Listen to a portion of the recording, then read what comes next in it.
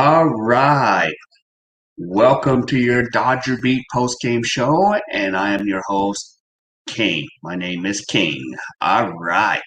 So that was a nice victory today. The Dodgers pick up their 40th win tonight with a 5-1 victory. And let's get to it right now before I start.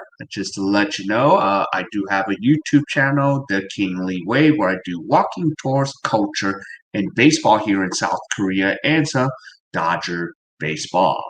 All right, now this post game is sponsored by SGANation.com, aka the Fergoso Report, the good and the bad.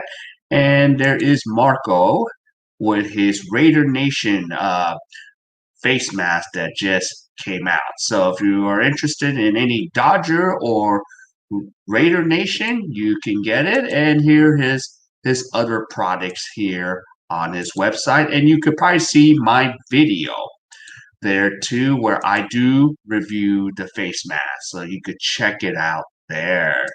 All right. So before we begin, I'm going to give you the quick Korea del Sur report, South Korean report.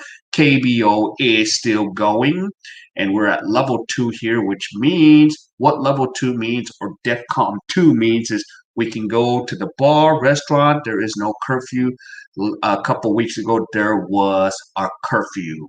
So now we're kind of free to do, but we'll see after September the 27th what is going on over here in Korea del Sur.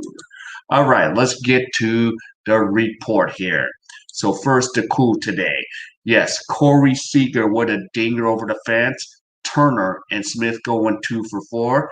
Smith driving a couple runs there, or a run. So that was the cool part. The uncool part, I'm sorry, I'm not don't like to pick on you, but I'm gonna just pick on you, Miggy, because I had no one else to pick up. Just giving up the lone home run today for the 1 run, but other than that, it did not hurt us at all tonight. So otherwise, we were in the clear. So tonight was a night to give up that homer. All right, I want to throw this special batting analytics or betting analytics is for those that have been betting against the Dodgers. Shame on you if you are. You're going to be hurting. You're going to be down $91.10. So don't bet against the Dodgers. When you when you start losing against the Dodgers, if you have a Sancha, she's going to throw you out into the curb, not the couch. You don't get to sleep on the couch anymore.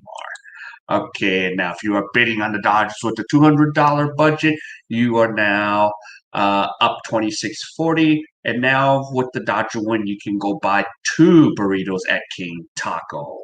So, and maybe you can get a an horchata drink with that special. So now, I want to throw this my 2 cents. So, nice win. We got the 40th win. We did clinch the NL League overall for the best record. Now we just need to continue to clinch for the for the complete home field advantage throughout. But there's really not a home field advantage since we'll be playing in the bubble. So that's where we are looking at. Okay, I'm going to give a quick shout out. Jan, welcome. Thanks for dropping by my stream. So glad to have you here. So yeah. So 2 cents. Yeah. So good win. So we just need to keep our game going. Just keep battling through. And for the Dodgers, we still have that wild card. We don't know who we're going to match up with. Is it even the Phillies, the Marlins, the Giants? So that's remained to be seen. Okay, the player of the game is, who do you know? Corey Seager. He's the silent player that could possibly, get the MVP. We don't know, and we even have Mookie Betts into the mix too. All right, so tomorrow's matchup is Andrew Hearney, who has a 4-3 record with a 4.02 ERA, and Kid K Clayton Kershaw, who is 6-2 with a 2.15 ERA. He is looking good. So hopefully he will just give us a solid, 6 innings, get some work in, and then when that day comes for the wild card, he will be ready for game one or game two, depending on which Roberts wants to go, which direction he wants to push this into. Predictions for tomorrow, since K.A.E. pitching, I think he's going to give us about 6 innings. And I think the Dodgers will win this 2 out of 3 series. Oh, actually, they already won the 2 out of 3 series, so they will take the first game of the three against the freeway rivals off the 57 and the 5. Your Los Angeles Angels of Anaheim. Of course, I always say Anaheim Angels because they're in Orange County, but so what? So I think the Dodgers should win it 6-2.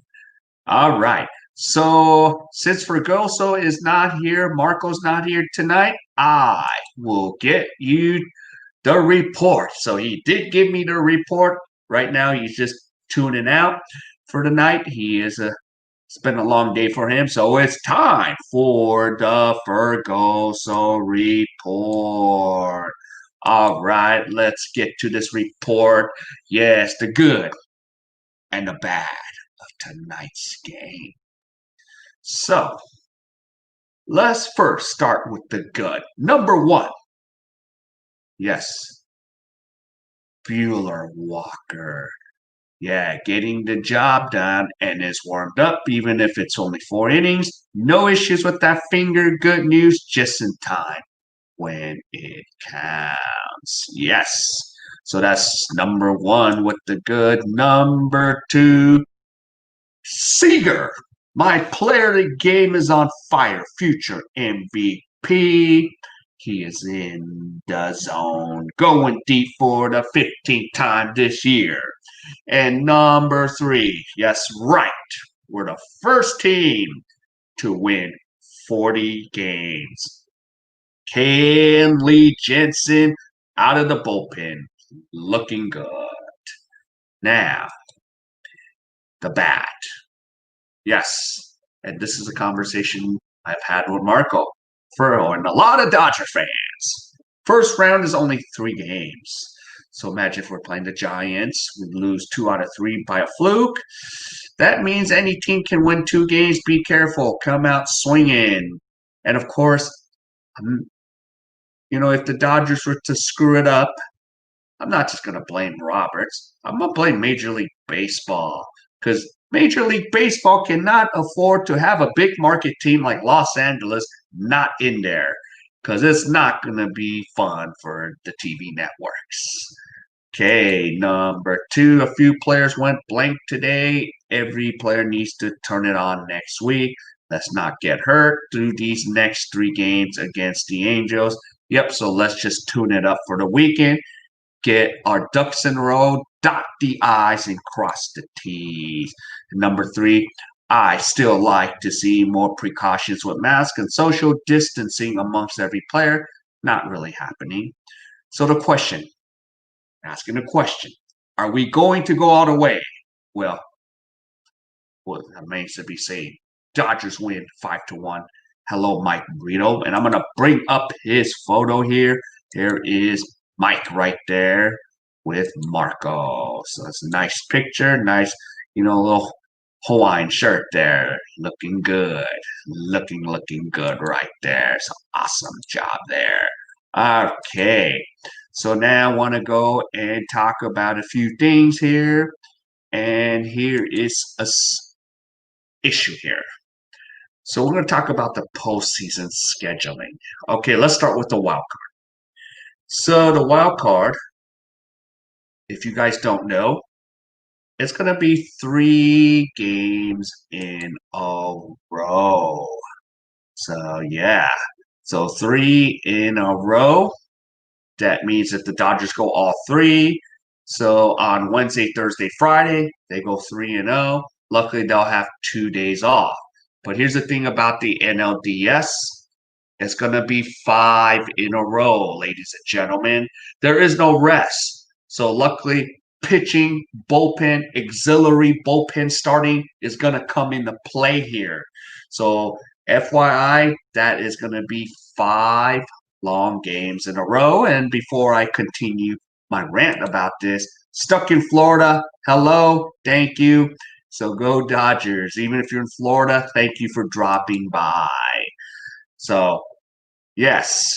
So for the end of National League Division Series, if you go to max, that's 5 in a row. Then remember, you get 1 day off. So Roberts has to carefully, you know, pick his pitching matchups here. And it's going to be the postseason is going to be a little more tougher because remember, usually you just need to win 11 games. This time you have to win 13 games. So people might argue, oh, it's only a 60-game season. Okay, well, it was beyond the control. So, and say if the Dodgers don't win it, oh, you're going to still complain. It was only a 60-game season. Hey, we have a season. It's better than not having a season. Now, let's go to the National League Championship League Series. Imagine how tough this is going to be. Say you go to max 7. According to what I've seen on the schedule, that is 7 games in a row. So you really got to make sure your bullpen is not decimated. Because usually in a 7-game series, we got at least 2 days off in between games, 2 and 3 and 5 and 6. But in this situation for the NLCS or the ALCS, we are not going to have that time off. So I really didn't like the way they did this scheduling because, we're in a bubble. Why not give a little rest? I know you don't have to travel. And I understand that because we're going to be completely in a bubble playing in the same stadiums. Okay, and then, of course, the World Series, yeah, they do go 2 off, 3 off, 2, so you can schedule your regular pitching rotation as a Major League Baseball manager accordingly. But for the first 3 rounds, it's gonna be very tedious on the pitching. So pitching depth is really important here for this upcoming, postseason more than ever. So that is very important. Okay. And stuck in Florida. Oh, I've been a Dodger fan as long as I can remember. My uncle played for them in the 60s. Funny enough, he was a huge Braves fan along with most of my family. Okay. I didn't know you were a Dodger fan stuck in Florida. That is awesome. Yeah. I got to learn something about you stuck in Florida. I knew about, the stuff you do back home in Florida. Wow, I never knew that. So awesome. Awesome. Stuck. Yeah, and for those, I usually would see stuck in the other live stream. So since I kind of am international, live in another country for the time being, yep, I have like other live streams that I go around. So, but I just love still doing the Dodger stuff because I've been a Dodger fan since '86. But yeah, that's going to be a really tough thing to deal with this playoff schedule. All right. So I want to finish off. This will take a while. And this was something me and Marco was going to go back and forth on. So 10 international players you like watching on the Dodgers memories. And of course, I don't only have to show it to you. So if any of you that are watching and want to comment about, your favorite international Dodger player and your experience, feel free to put the comments. But you know, while I don't have any right now, I will show you what my 10 is. So, before we go, and before I said, hello, Aunt Jeanette. Nice to see you here. Welcome to the stream here. So, by the way, this is connected to the Facebook and my YouTube. All right. So, I'm going to start with number 1. I think a lot of people will pick this player on the Dodgers because, man, when he first became a Dodger, yes, he is very beloved in our Dodger organization. And no furthermore, who do you think I'm going to pick? Fernando Valenzuela, Fernando Mania, who is now currently working with Jaime Harin in the Spanish broadcasting booth. How can you not enjoy watching Fernando? His signature pitch, the screwball. the Scroogey. And when I first became a fan in 1986, I remember Fernando that year because Fernando won 20 games that year. He had 20 complete games. And in the All Star game, and the funny thing is, in 1986 in the summer, I was in Korea at that same time watching the All Star game, watching it on TV in Korea. And yeah, Fernando struck out 5 batters in 2 innings of relief. So I remember that. So that is one player that is not from the United States that I enjoy watching. Fernando Mania has put, you know, a lot of things on the map for it put Mexico on the map. Even if there was a lot of Mexican players before that, it really put them on the map. So in terms of it brought out the La Raza, the gente out to the Dodger games because of Fernando. He is so loved, and yeah, I really enjoyed watching Fernando. So, yep, and then 1981, yeah, he helped the Dodgers win a ring. He was on the 88 team because here's the other issue is like, because now today in Major League Baseball, if you at least play one game during the season and the team win the World Series, you technically get a ring. Is that what the key is? But back then, I don't know if you get a ring, but Fernando was on the 88 team, but he was like hurt a lot, injured that year. But yeah, he should have got his ring because, for what he's done. So that's number one. Okay, I'm going to go with number two. This could be a little bias on my part, but I still take Fernando over this. I have to pick this guy. Why? Because, you know, I am from a Korean heritage. Hyun Ho Park or Pak Chano. Yes, the first South Korean player to play in the major leagues, pitch in the major leagues. It became super big news. Yes, it became the biggest news in South Korea. And every time he pitched in Seoul and the big cities, they had him on the big screen. And when he came back that season to Korea over the off season, they gave him a parade. A parade. Didn't even win the World Series. He's never won.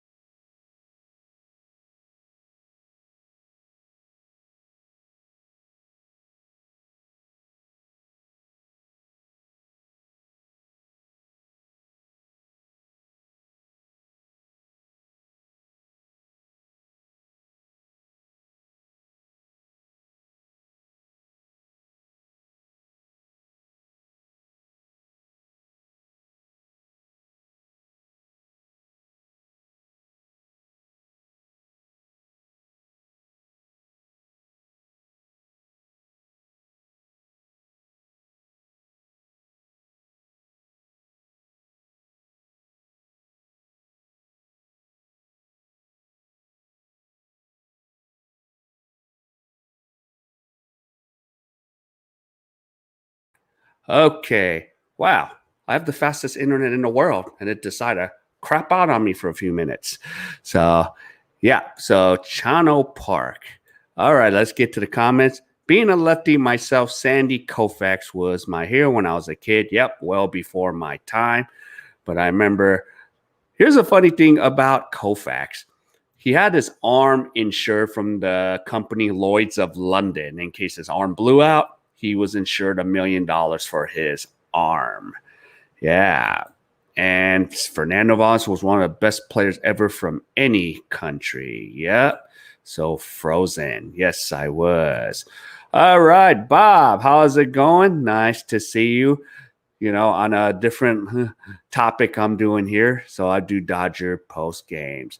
Okay, so let's get to the next one. The next international player that I really enjoyed on the Dodgers.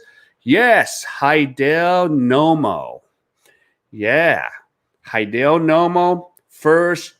Well, he wasn't the first Japanese player. That credit goes to the San Francisco Giants. What I think Mashiado, but Hideo Nomo is the first pitcher from Japan and first time as a Dodger. So, I mean, he had a debut, Rookie of the Year. Of course, he had a no hitter in Colorado. So that was that was one of the biggest accomplishments. So, yep. So that was one of the things. Hideo Nomo. So one of the best Japanese pitchers I've seen. Of course, probably the best Japanese player in the major league is probably Ichiro, unless someone has a different argument than mine. So I would say Ichiro for the Mariners and Yankees, and then retired with his one game in Japan. So that was an honor to see. Yeah. All right. Stuck in Florida. Got to get some sleep. Yeah, it is 2 a.m. So it is late on the East Coast there. All right. So I want to now bring up player number 4. And number 4 is Ramon Martinez. So if anyone remember who Ramon Martinez is, pitcher from the Dominican Republic. His brother is good old Hall of Famer Pedro Martinez. So I remember Ramon Martinez had an 18 strikeout game with the Dodgers, and he got his 20th win. I remember in 1990. Of course, the Dodgers finished second to the Reds that year, and I remember sitting on the last home game behind home plate. And I remember what happened there. He actually pitched 9 innings. And then I think in the bottom of the 9th, Juan Samuel drove in the winning run. So if you guys remember Juan Samuel, the ex-Phillies, he was one of the ones that brought in. So, yeah, we had Ramon Martinez for a nice run there. Of course, we thought, but his brother Pedro was in a league of his own. All right, so let's bring up number 5. This is a lot of you that went to his bobblehead night. Yes, Manny Ramirez. Now, I remember his bobblehead night, Dodgers 2-2, bottom of the 6th. And it was actually, I think it was a pinch hit grand slam where Manny Ramirez hit a grand slam on his bobblehead night. And then after that, the Dodgers decide to make another bobblehead in late September that season for Manny Ramirez. So that was the awesome part to see. Yeah. So let's catch up on the common year. My uncle was Elroy Face, who pitched in the major leagues in the 60s and 70s. Wow, Bob. So you had an uncle in the MLB. So 60s and 70s. So Elroy. So Bob, what organizations did he pitch for? So usually it was before my time, but yeah. So Manny Ramirez. And next, we're gonna get to number 6, Rafael Furcal. Rafael Furcal. Of course, the Braves did not want him to let him go. He was very consistent, so we signed him in 2006. So we signed him a total of 6 years. So he kind of gave us some good production, except, the Dodgers did make a run in 08 and 09. of course, eliminated by those Phillies. Yes, those Phillies. Come on. Thanks to Jonathan Broxton in 09, giving up that key, blowing the save, and we were done for after that. But I used to love Rafael Furcal. Heck of a shortstop. And he can actually hit for power, but he was very consistent, had a pretty good batting average. So I always enjoyed watching Furcal, just that, like, when we re-signed him, he wasn't the same. The first 3 years, he was awesome for us. And then the last 3 years, it was just, just get as much as we can. So, but I really did like Rafael Furcal. Did like the signing of it. We did pay a lot of money for him, but he actually did give us his money's worth from the 06, 08. The 09, 11, the Dodgers were kind of faltering because that's during the McCourt era where, now they want him to sell the team for all the stuff that was going on with McCourt. So, yeah. But I really enjoyed Rafael Furcal during that time. All right, so now we're going to get to number 7. This pissed me off. Adrian Beltre. His defense was awesome. When I first saw Adrian Beltre, heck of a glove. And he could hit for power. Of course, this first few years, his numbers weren't like spectacular. But in 2004, whoa, it was nice. He hit over 40 homers. And I didn't want him to go anywhere else. I mean, he ended up having a good career, pretty much a Hall of Famer. But Beltre, I did not want him to go after 04. We had a good team in 04. If we could have kept Beltre, I think we could have maybe got something out of it or made a run because we needed his bat. But his defense is just so impressive. I know he took off to Seattle and then finished his career with the Rangers. But, yeah, I really enjoyed Adrian Beltre. So, yeah. And let's see. I believe he started out in Pittsburgh, won a few Cy Young. He might went even back to the late 50s. I didn't know him that well. Okay. So I didn't know you were related to a major leaguer. So that's awesome to hear, Bob. So nice. Thanks for sharing that story. So got fans from all over. So, yeah. All right. Let's move to number 8. I liked Raul Mondesi. He was a rookie of the year. He was a 5'2" player. He could run, hit, field, has an arm. I mean, he was awesome. I loved Raul Mondesi. He could pretty much do everything till we got rid of him and traded him away for Shawn Green. But he was very exciting to watch in the late 90s.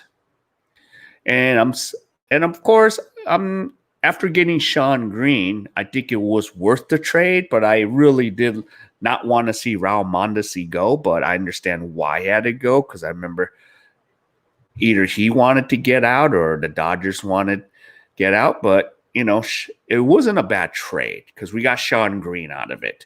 But he was fun to watch. I enjoyed watching Raul Mondesi. So that's the number 8 player. Now, number 9, I did enjoy Juan Uribe. In 2010, he won a World Series ring with the Giants. And for 3 years, he gave us 3 solid years till, Justin Turner showed up. But he had a pretty good glove at third base. He could hit for power. I remember one time he hit 3 home runs one night. I was there, and then there was a back-to-back on one of those nights. So I really enjoyed watching Juan Uribe. So he was a pretty good player, So I'm talking about international players. I know there's a lot more other players we can go over, but, I'm just going to try to keep it to 10. All right. And then I'm going to finish it off with this. So Pedro Guerrero. Okay.